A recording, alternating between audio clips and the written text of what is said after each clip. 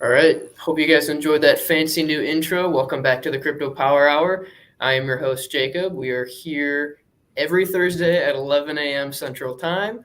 And for today's show, got a pretty good one for everybody. We're talking about how to start blockchain business, everything to do with crypto businesses. And pretty much, I don't want to keep everybody waiting too much, but I'll let both of my guests kind of give intros, and then we'll start from there. Giorgi, take it away. Awesome.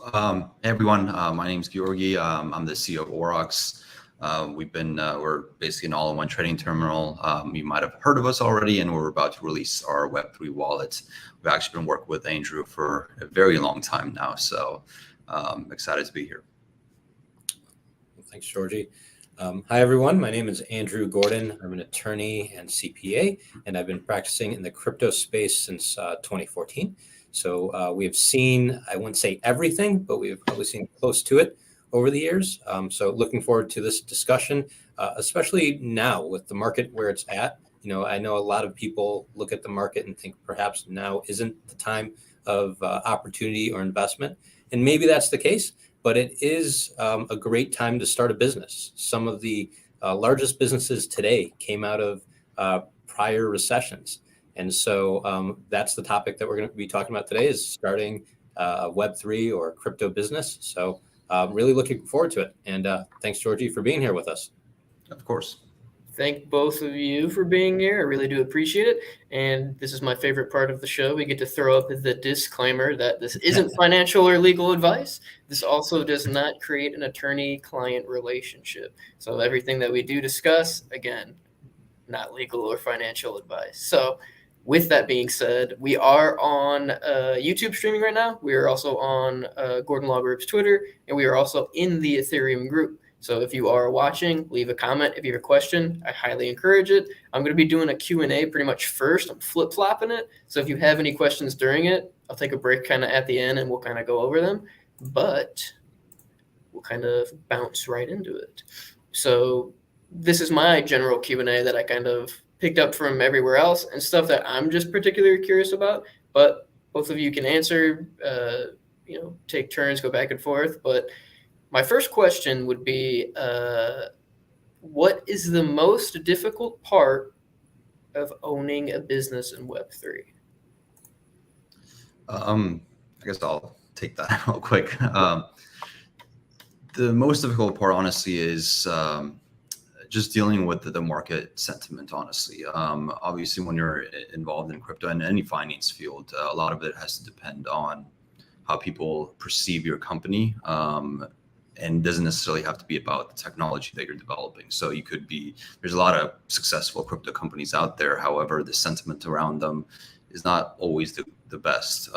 So the public image has to be really honed in, and you need to create that community around you. Otherwise, it does really impact your company as a whole, not only the founders, but the developers and everyone downstream as well. And of course, it also impacts, any funding that you might be able to try to raise. It's that part is probably the most difficult part that we've experienced at Aurochs.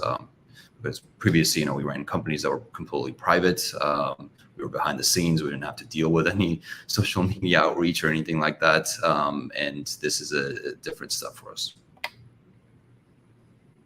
It's really interesting, Giorgi. And I guess in your situation, I know you've been in the crypto space for several years. How do you combat that? The downturns in the market, and that you may have a awesome product that does everything it's supposed to, no differently than it did when the market was booming, and now all of a sudden sentiment has turned. So how do you deal with that? Yeah, honestly, like you said, when the down market does happen, those are the perfect opportunities for a company to survive and actually flourish. Most of the companies that we see that are giants now did come out of the last bear market. Like Uniswap was absolutely no one in 2017, 2018. But then during the bear market, they created an amazing product, and now they're probably the number one. I mean, they are the number one decentralized exchange today. So for me, I know that the sentiment is out there about the general crypto right now, and people are stressed and worried. But to me, and to our company, we're just putting our heads down, making sure that we create a perfect product. And when that sentiment does return, because it will eventually, you're ready to go. At that point, it's just getting your brain out there, getting the product into people's hands, and people will see just how much work and how incredible your product is when the time comes. Great advice, Giorgi. I guess I'll quickly answer that as well. So I'm an attorney and CPA, and so we provide a service for a lot of Web3 crypto blockchain businesses, and we have, as I mentioned, for several years. While I'd agree one of the biggest changes year over year is just how the market is performing, and that impacts our business. But one of the other areas is just how much the industry and the space changes constantly, going from just standard blockchain type transactions to DeFi and Web3 and NFT. Every year there are new things happening. And so as a professional service business, we have to constantly be up to date, learning these new things, being able to interact with our clients and speak the language. But I think that's one of the most interesting parts of our type of business, where we're not necessarily in the space directly, but we service the space because we're constantly learning, seeing new things. And it's every day is a challenge, which is also the most difficult part of it, because we're having to develop new things or have to figure out, what does this transaction mean? Is this entry into this type of liquidity pool a taxable event? And I'm saying things that may make sense to some of you and may not to others. But those are the things that we deal with every day. Yeah, I can imagine the legal side of that, because the SEC and the federal government hasn't ruled on a lot of it. There's no regulation around it. So, and like you said, these companies are innovating using smart contracts on a daily basis, and some of it has absolutely no guidelines to even look at. Yeah, no, absolutely. And so you look at project like Bored Apes, and they did their ApeCoin airdrop. There's no guidance. There's no information on how do you do that in a compliant way. And you've got Bored Apes who had billions of dollars to spend towards compliance, and who knows if they even did it the right way. Yet you have projects that want to do the same things, and they should be able to do so with a framework, with a structure that they can use to do it compliantly. But we don't have that. We don't know. And we have to do our best to try to use the law and use the history of SEC enforcement to try to guide what we think the SEC is going to do in the future, which is unfortunate.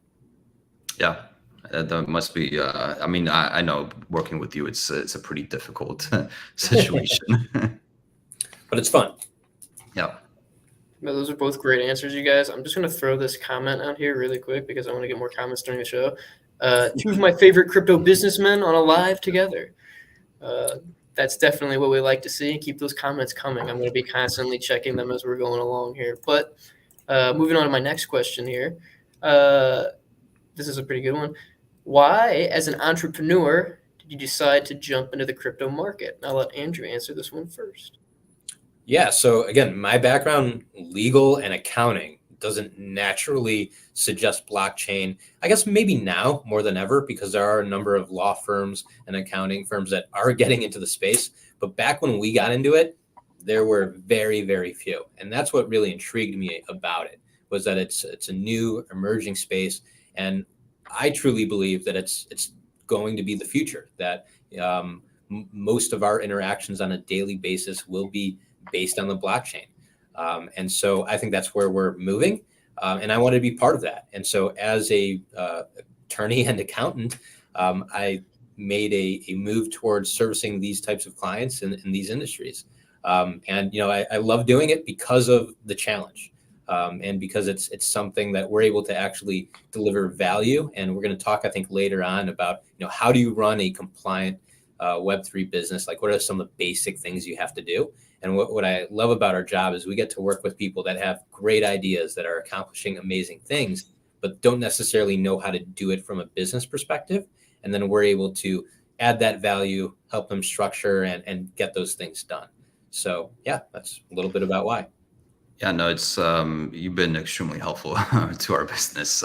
There's a lot of things that on the legal side, it's been challenging to say the least, and being able to have y'all's help with our company to make sure that I can just focus on running the business and I don't have to deal with the whole legal side of things has been extremely beneficial. And I know it's been also difficult to understand the entire blockchain field.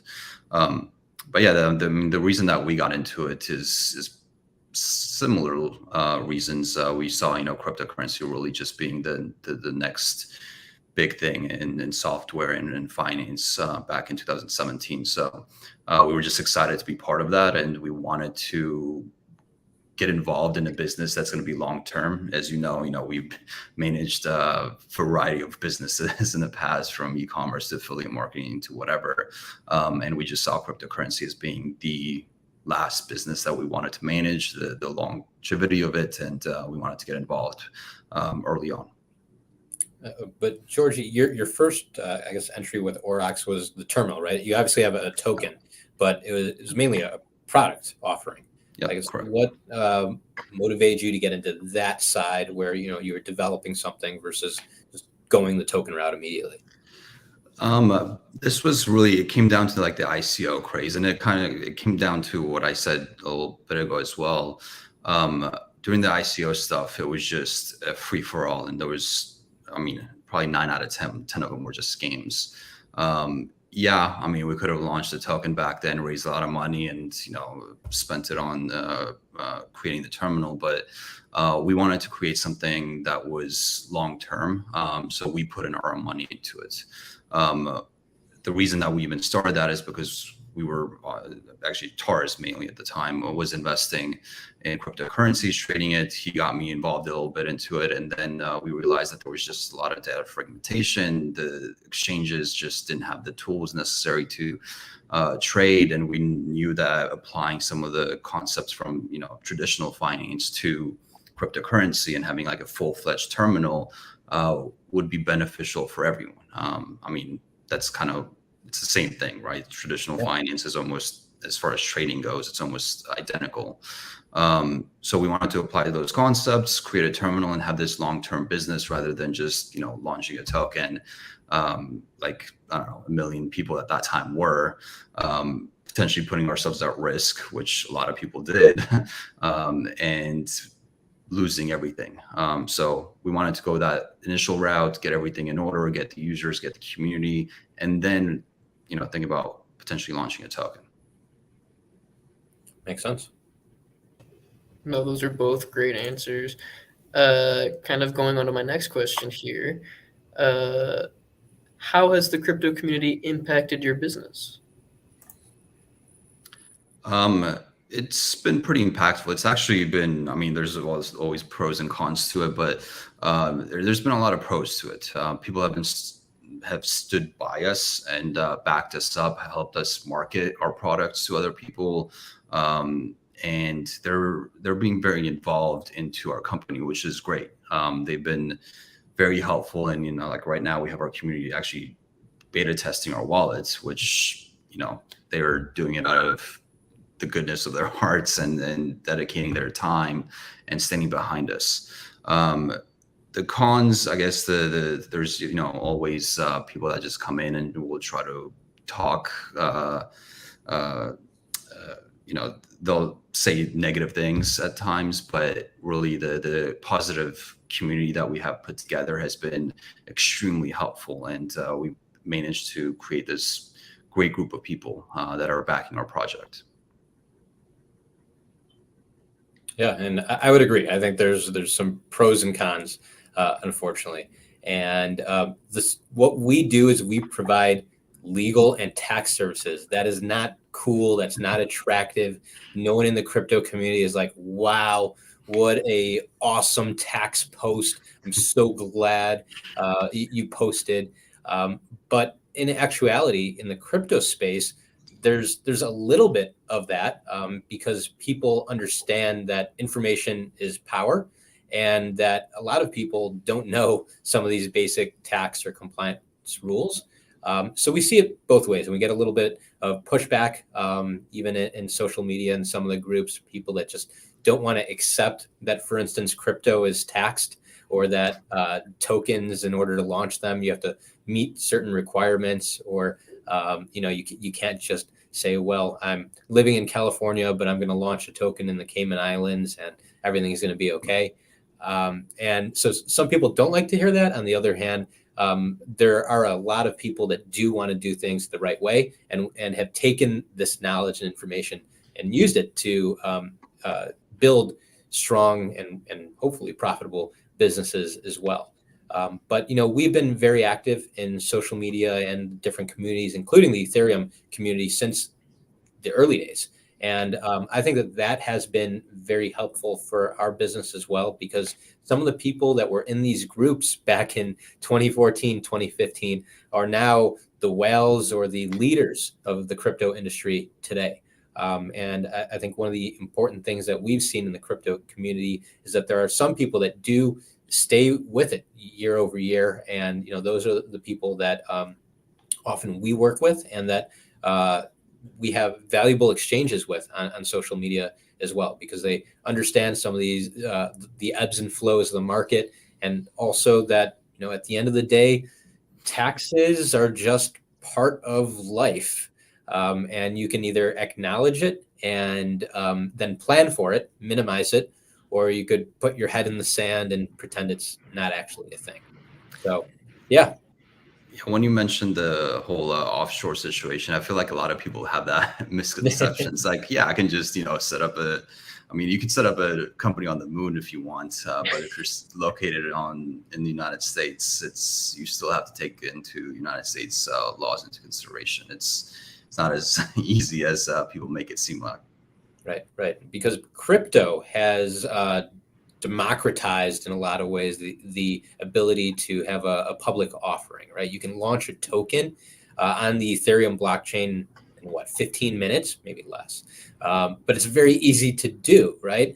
And so you can go out there and seek funding, seek investors very easily. But at the same time, that's not necessarily always a good thing. And the SEC has rules and protections in place. So not everyone can just go out and do that. And unfortunately, you still got to follow some of those requirements, although the technology has now allowed it to occur so quickly and easily. So I won't go too far into that topic. I know we got a lot to cover today.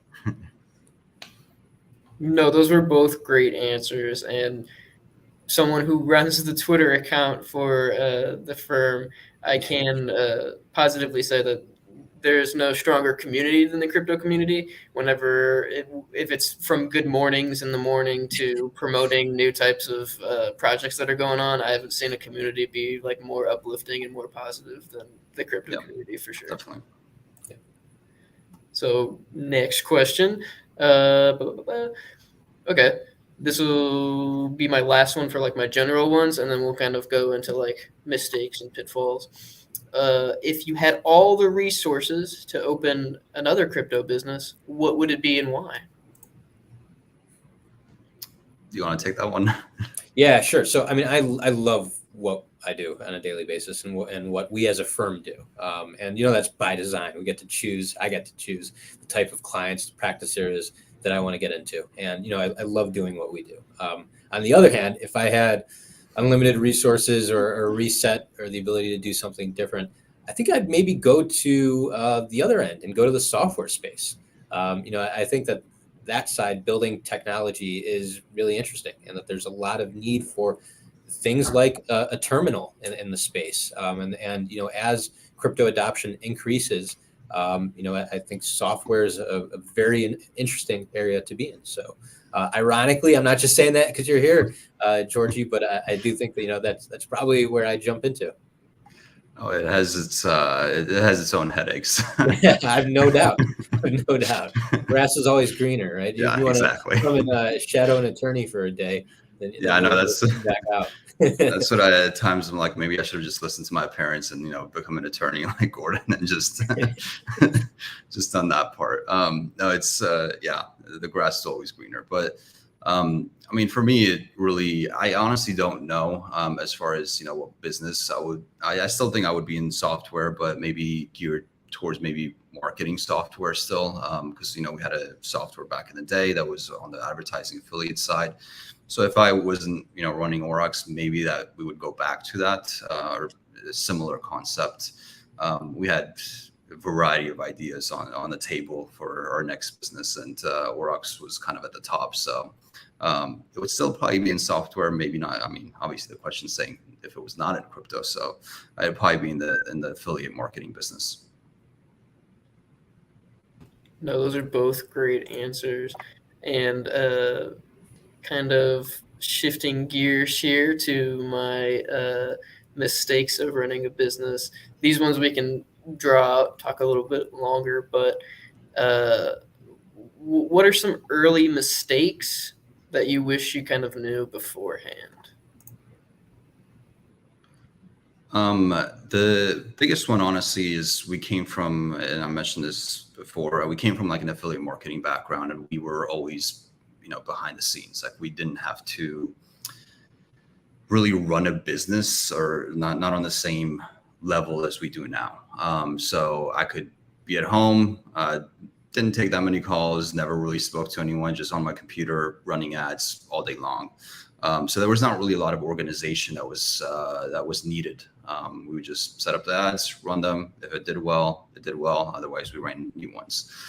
So there was not a lot of organization going on at that point in time. However, when you're running a real business, you need to get organized very, very quickly. And the easiest thing to do, or the best time to do that, is literally when you start. Have all your paperwork in order, make sure that you're answering your emails constantly, having a to-do list. Like all these little things do add up. And if you don't start early on, you're just going to lose track of everything. You're going to get frustrated. And one of the big things that I've noticed with people that start performing badly is that they'll ignore something because it's difficult. It's like either they'll forget about it or they'll just ignore it completely.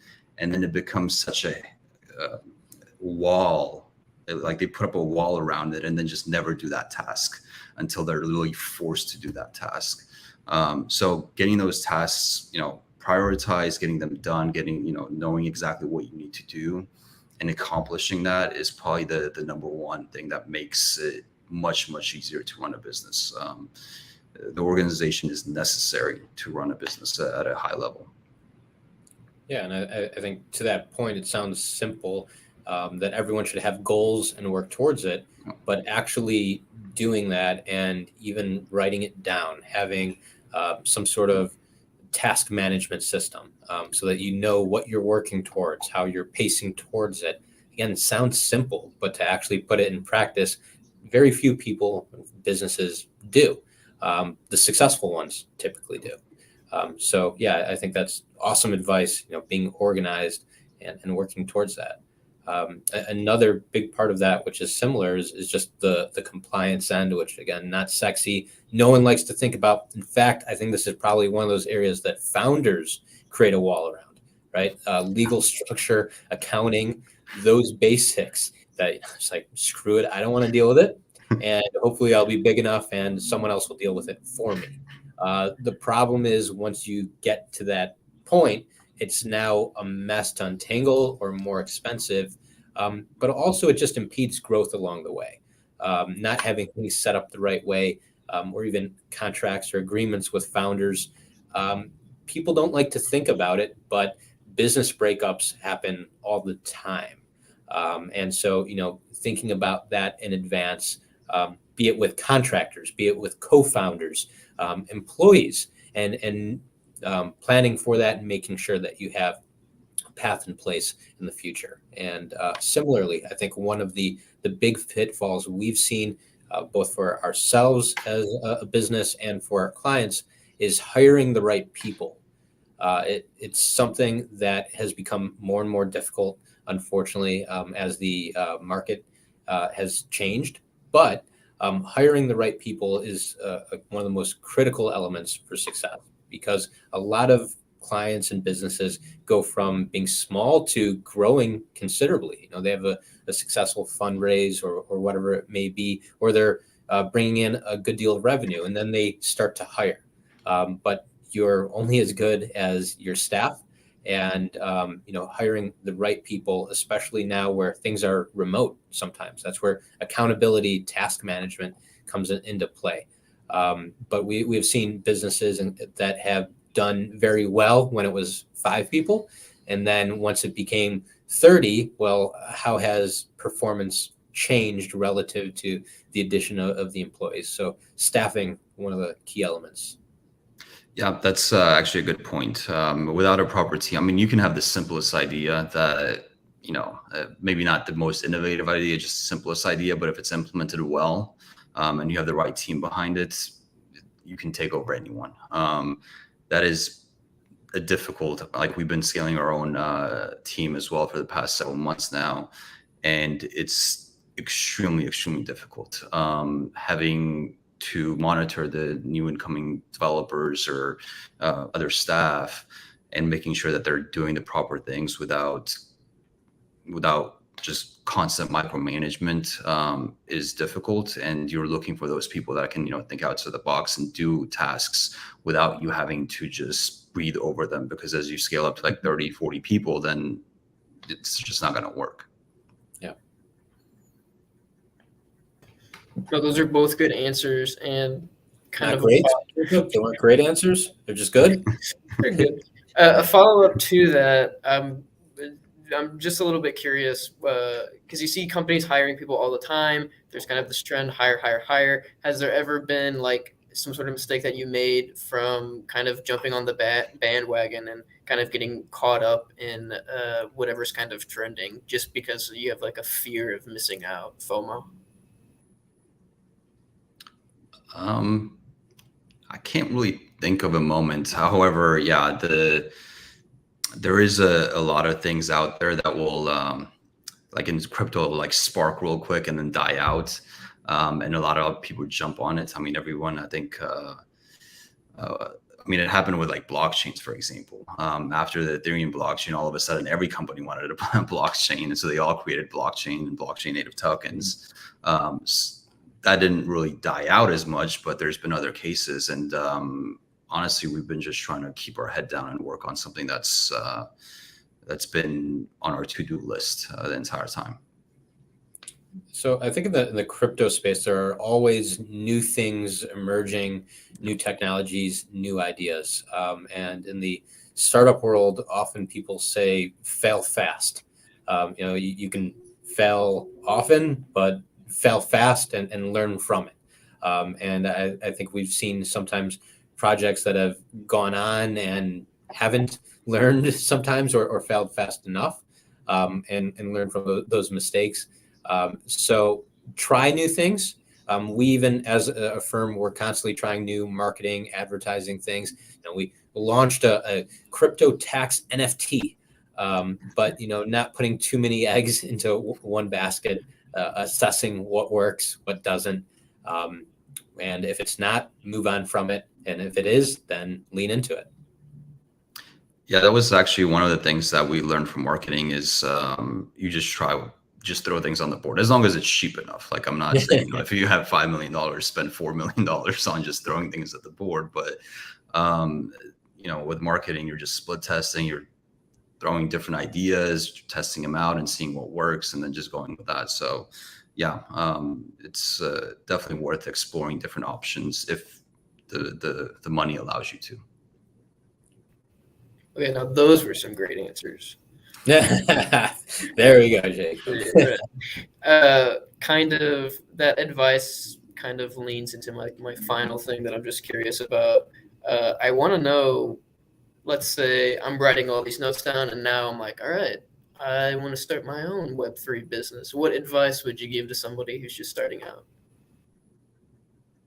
I'll let you take that one. Sure. So I think planning is very important, but like Mike Tyson used to say, plans go out the window when you get hit in the face. And once you start running a business, sometimes those plans change. But still, taking the time, writing it out, having structure is, I think, one of the most important first steps.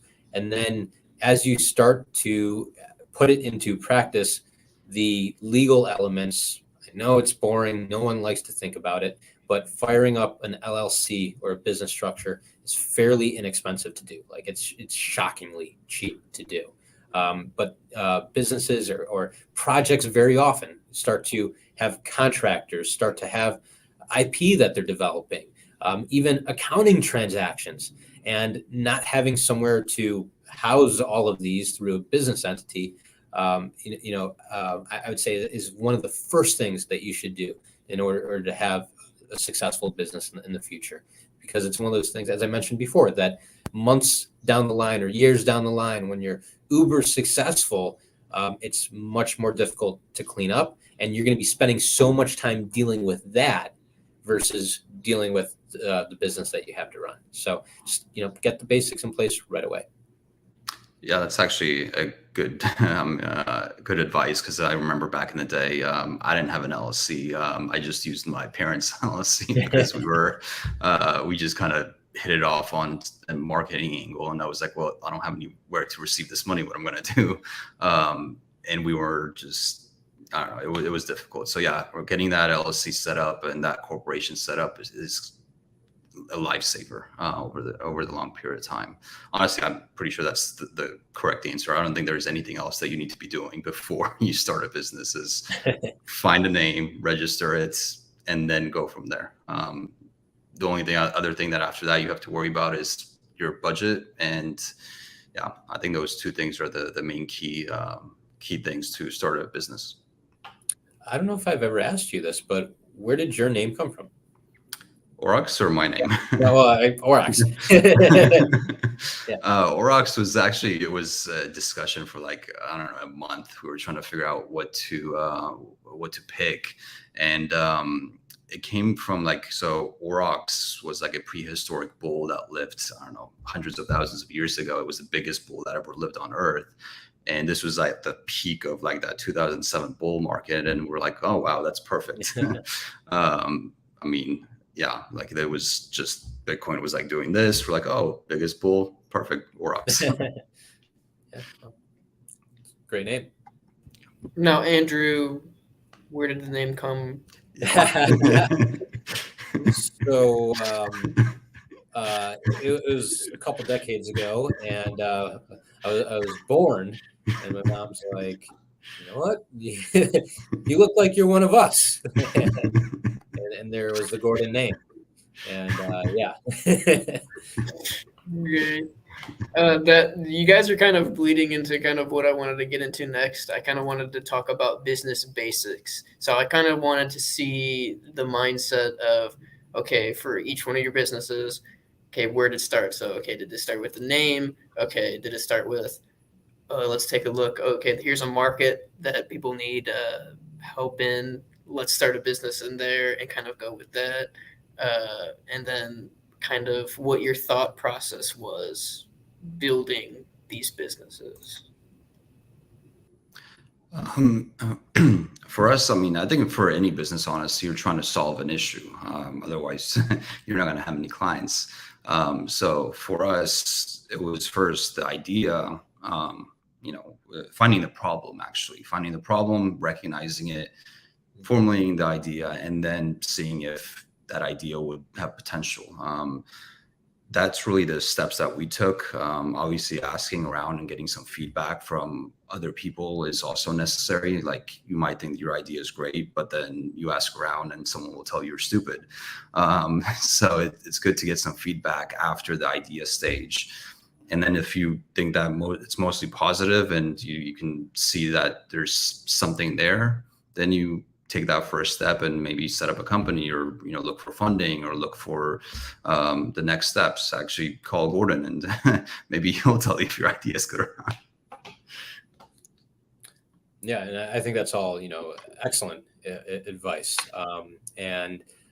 So one of the most important things I would say is just do it. Go out there and try. And that I'm not saying quit your day job. But if you've got an idea or something that you want to do it. There's no better time than now, and yeah, you might as well give it a try. But that said, take into consideration all of the things that we've discussed today, and put those into practice as well. But yeah, no, I think Giorgi, you really hit on the head a lot of the main points. Yep. That's the difficult part, is actually people going from like a 9 to 5 job to running a business. It's a whole different situation.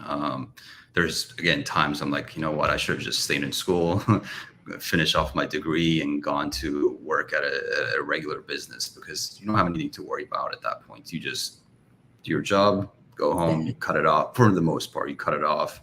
But when you're running a business, it's all day long. That's your life at that point, at least if it's a successful business.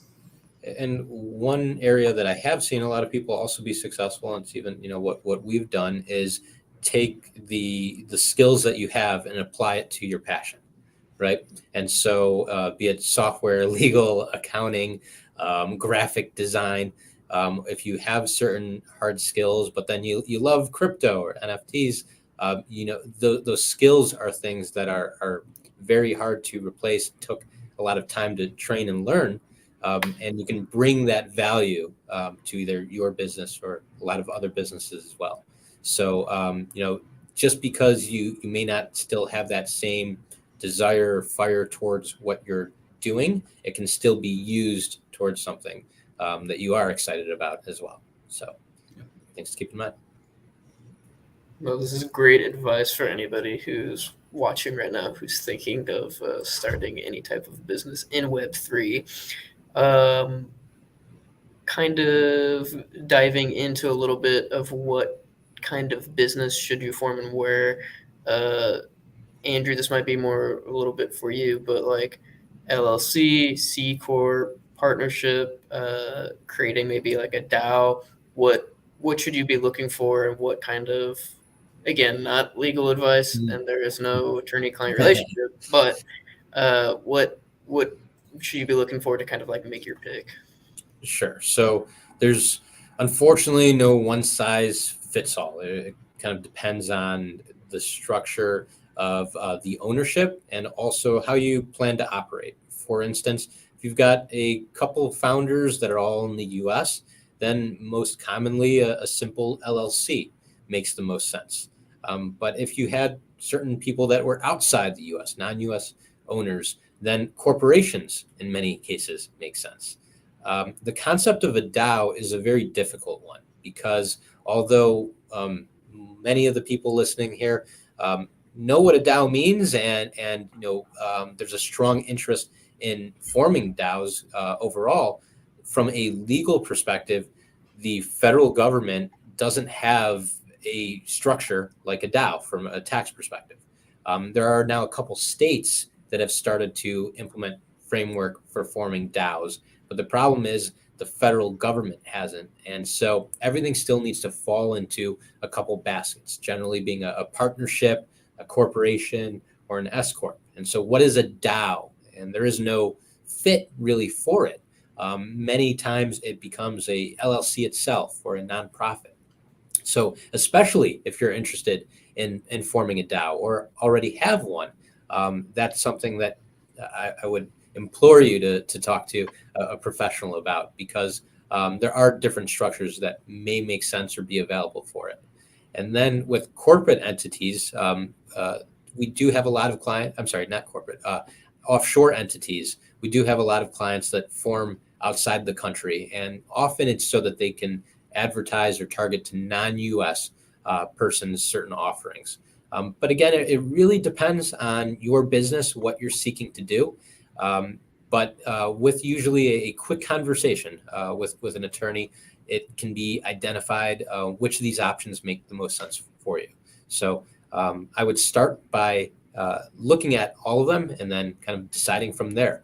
Another pitfall that we see all the time is people just jumping onto LegalZoom. Yeah, it's cheap, but at the same time, you're making the decisions. You have to click the boxes or decide what you're forming.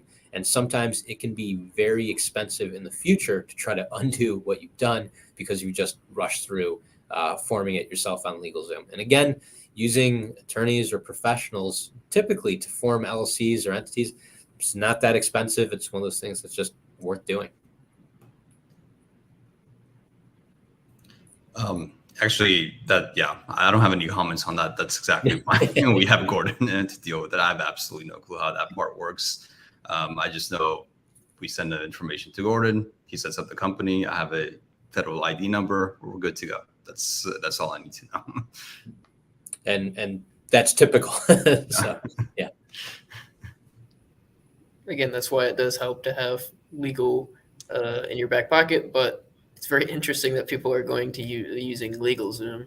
I'm sure they probably might use Reddit as well, which isn't probably the best practice, asking people on Reddit for legal advice. But kind of to wrap things up here a little bit, I kind of want both of you to kind of talk about the importance of being aware of these regulations. We've done a good job with this show, letting people know starting a Web3 business, try it. You got to go out there. There's something that you can form a business around.